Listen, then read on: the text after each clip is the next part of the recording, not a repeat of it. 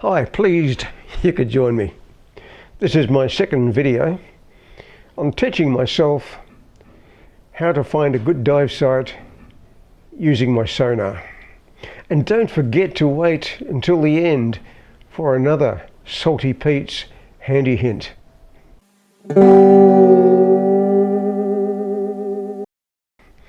Yes, I found myself diving in pea soup.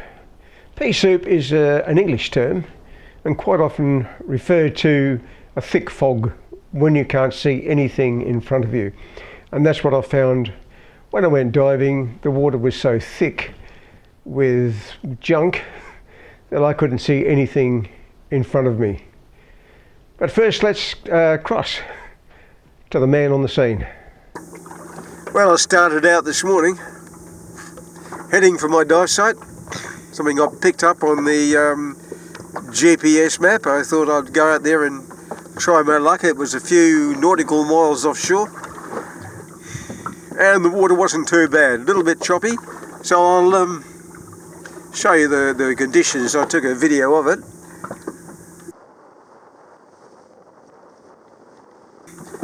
Okay, so that wasn't too bad. I could have dived in that, but as I got out further from shore, the wind picked up and so did the waves.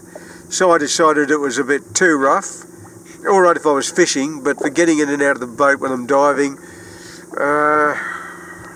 borderline, but just a bit more than I wanted. So I'll just take a look at the water now.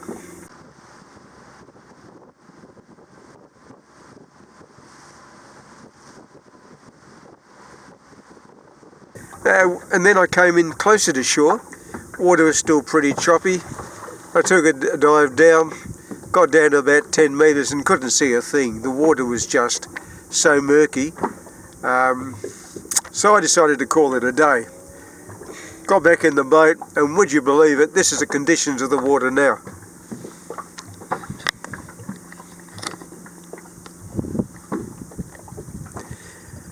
It's almost like a mill pond. No wind and flat water.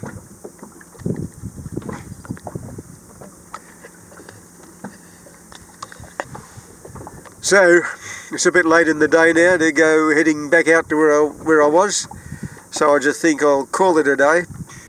I've dived in the water, or I dove in the water. Nah, stick with dived. I dived in the water and the water was 12 metres where I was. I got down to 10 and I couldn't see the bottom, so I thought I'll give this a miss. Before I started diving, I wanted to use my sonar, so I thought I would check on YouTube to find out if other people are using their sonar for diving. But I found that all the videos that I could find were just using sonar for fishing. So when you're fishing, you don't want any stuff in the water to get in the way of the image of your fish, because you wouldn't see the fish clearly. But when you're diving, of course, you want to see the stuff in the water to find out just how murky it is.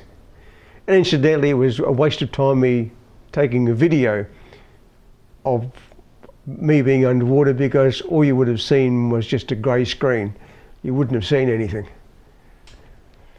So setting up the screen on my sonar for fishing when I was in fact diving was the wrong thing to do. Let's have a look at the screen I was looking at when I was looking for a dive site.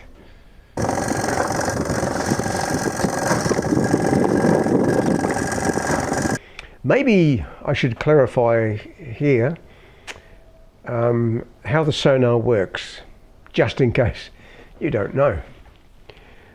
What the sonar does, it sends a high frequency sound down to the bottom of the ocean. This is generally called a ping. This sound like you hear in submarine movies, the ping that you hear, although this is inaudible, this particular ping. It bounces off the floor of the ocean and bounces back to the sonar. When it bounces back, I'm not sure if that's a ping, could be a pong. Sonar might be going along playing table tennis. Okay. So basically, if there's anything in the water when you're looking for fish, it could bounce off the particles in the water and bounce back to the sonar and make a lot of sort of noise on your screen that you don't want to look at. What you want to look at is the fish on the bottom. And that's why in fishing videos they tell you to turn the sensitivity of your sonar down. So now I'll show you what the sonar looked like when I played it back at higher sensitivity. Here is a shot of the sonar screen. This is set at 83% sensitivity, and you can see all the gunk in the water above the bottom bed of the ocean. The sensitivity I had when I was actually looking for a dive site was set on auto, so I don't know what it was, but I obviously need to take it off of auto and put it on a higher sensitivity level. So what I've learnt from this experience is I need to turn the sensitivity of my sonar up so I can see the cloudiness of the water. But the next thing I have to learn is how much cloudiness on the screen relates to what distance I can actually see in the water. And of course we'll both learn this together. We'll both learn this together as I make more videos. But now it's time for Salty Pete's Handy Hint. In the last Handy Hint I showed you how to prevent salt water and sand getting into the seat of your car. Another part of your car which is very prone to rust is the pan under the driver's feet. And also if the passenger is getting into salt water, you need to have protection for the pan under the passenger seat as well. When you jump into your vehicle with your feet dripping with salt water, it will soak into the carpet on the floor. This is why the pan, the part of the car body under the driver's feet, is very prone to rust. To prevent excessive rust in this area before you go out to the boat ramp, spread an old towel over the floor. When placing the towel, be sure not to fail the operation of the pedals.